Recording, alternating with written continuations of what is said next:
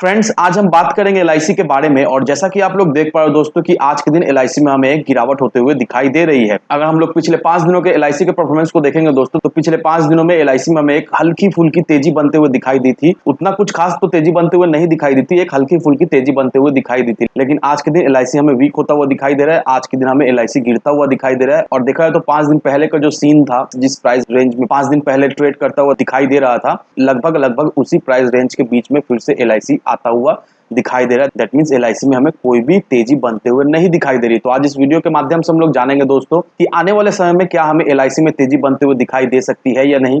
अभी भी बहुत सारे ऐसे लोग हैं जो लोग एलआईसी में फंसे पड़े हुए हैं, वो लोग समझ नहीं पा रहे हैं करे भी तो क्या करें, क्योंकि एलआईसी में कुछ भी तेजी बनते हुए नहीं दिखाई दे रही है। और देखा है तो अल्टीमेटली उनको अभी एलआईसी से लॉस ही हो रहा है। तो इन चीजों को हम लोग डिस्कस करेंगे इस वीडियो में। और साथ साथ दोस्तों एलआईसी के होल्डिंग्स के रिलेटेड एक डाटा सामने निकल कर आई है, तो क्या डाटा है उसे भी हम लोग डिस्कस कर लेंगे इस वीडियो के माध्यम से। और ब्रोकरेज हाउस का क्या कहना है एलआईसी को लेकर, और ब्रोकरेज हाउस के द्वारा एलआईसी का क्या टारगेट निकल कर आ रहा है, इसे भी हम लोग जान लेंगे इस वीडियो में। तो मेक श्योर दोस्तों वीडियो को स्किप ना कर पूरा देखो, ताकि आप चीजों को सही से समझ पाओ और अपनी खुद की इन्वेस्टमेंट डिसीजन ले पाओ। लेकिन दोस्तों मेरी आपसे एक ही रिक्वेस्ट रहेगी कि चैनल को सब्सक्राइब और वीडियो को जरूर से लाइक कर देना, ताकि आपको इस तरह की अपडेट्स रेगुलर बेसिस पर मिलती रहे। तो चलिए फ्रेंड्स, वीडियो को स्टार्ट करते हैं। तो सबसे पहले अगर इसके आज के कारोबार पर नजर डालें तो स्टॉक जो है ओपन हुआ 685 पर, हाई बनाया इसने 688 का, लो बनाया इसने 677 का। और आप देख पा रहे हो दोस्तों किस प्राइस लेवल में ये आज के दिन हमें क्लोजिंग होता हुआ दिखाई दे रहा है। अब दोस्तों चलिए डायरेक्टली चलते हैं उस आर्टिकल पर, जिस आर्टिकल को देखकर आप समझ पाओ कि एलआईसी में अभी आपको फ्रेश इन्वेस्टमेंट करना चाहिए या नहीं।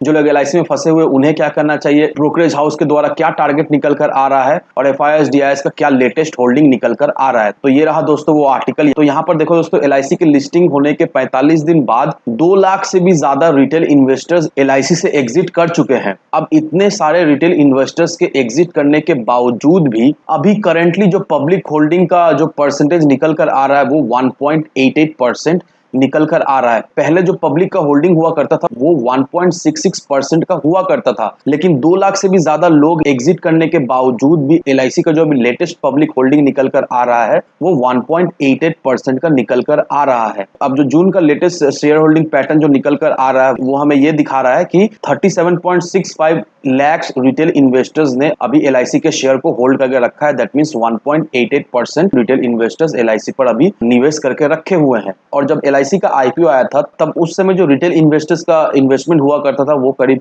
1.66% का हुआ करता था। That means 39.86 lakh retail investors ने इन्वेस्ट करके रखा हुआ था। लेकिन अगर अभी के लेटेस्ट शेयर होल्डिंग पैटर्न को देखेंगे दोस्तों, तो ये 1.66% का जो स्टेक हुआ करता था वो बढ़कर अभी हमें 1.88% का होता हुआ दिखाई दे रहा है। और अभी एलआईसी में हमें करीब 4000 नए एनआरआई इन्वेस्टर्स आते हुए दिखाई दे रहे हैं। और एनआरआई का जो अभी होल्डिंग का परसेंटेज है वो 0.03% है। अब यहाँ पर एफपीआई और डीआईएस ने अपना स्टेक जो है वो रिड्यूस कर दिया है। पहले का जो एफपीआई का जो होल्डिंग्स हुआ करता था वो 0.22% का हुआ करता था, वो अभी घटकर 0.12% का हो गया है। म्यूचुअल फंड ने भी अपना होल्डिंग जो है वो घटाकर 0.74% तक कर दिया है, जो कि पहले 0.80% का हुआ करता था। और क्यूआईबी का जो इन्वेस्टमेंट हुआ करता था वो 0.20% का हुआ करता था, वो अभी घटकर हमें 0.19% का होता हुआ दिखाई दे रहा है। वहीं अगर एलआईसी के एम्बेडेड वैल्यू को देखोगे दोस्तों, तो एलआईसी का एम्बेडेड वैल्यू हमें बढ़ता हुआ दिखाई दे रहा है। अगर 6 महीने पहले का एलआईसी का एम्बेडेड वैल्यू अगर आप देखोगे दोस्तों,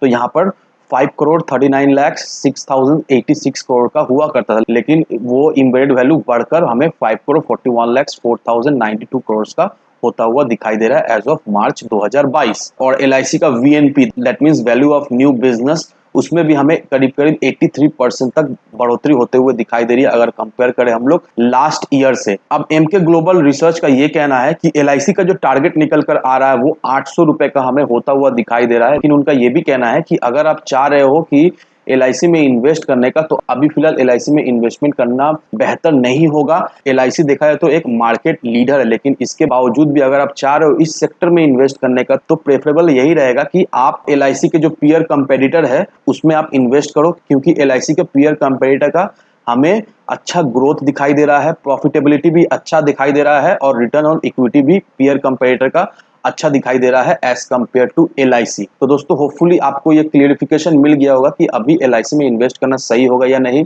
जो लोग LIC में ऑलरेडी होल्ड करके रखे हैं, आने वाले समय में LIC का क्या टारगेट निकल कर आ रहा है वो आपको पता चल गया होगा। और एक बात का ध्यान रखना दोस्तों, ये जो 800 रुपए का टारगेट दिया हुआ है, ये मत समझना कि ये 1-2 महीना का टारगेट दिया हुआ है। ये जो भी ब्रोकरेज फर्म होते हैं वो 1 साल का टाइम फ्रेम का अंदर का ये सब टारगेट देते हैं। तो आप ये मान के चलो 1 साल या 1 साल के अंदर LIC का टारगेट 800 हमें होता हुआ दिखाई दे सकता है। और अगर आप चाह रहे हो दोस्तों LIC में इन्वेस्ट करने का, तो सलाह यही रहेगी कि एक्सपर्ट्स का राय माने।